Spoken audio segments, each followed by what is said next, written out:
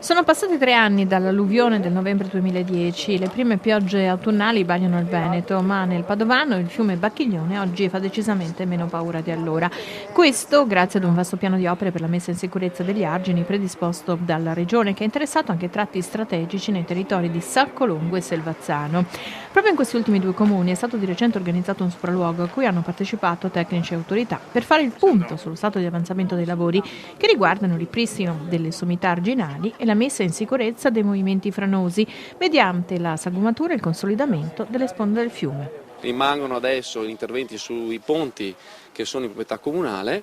per cui stiamo attendendo lo sblocco delle ulteriori risorse,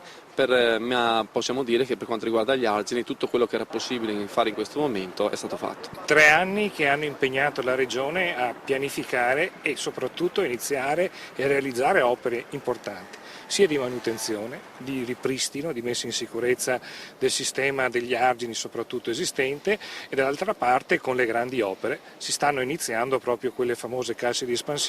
che servono per trattenere l'acqua a monte. Ma qui siamo proprio in uno dei punti che hanno subito, che erano a rischio, quel tratto che riguarda proprio il comune di Selvazzano, un tratto che aveva visto un cedimento di tratti arginali e che ha visto interventi proprio legati al rinforzo e alla messa in sicurezza proprio di questo tratto arginale. Per evitare che si possa ripetere un'emergenza come quella del 2010, però di importanza fondamentale arrivare alla realizzazione delle vasche di laminazione nelle aree di Caldogno e di Trissino nel Vicentino. La vasca di Caldogno è stata già appaltata e stiamo aspettando eventuali opposizioni e ricorsi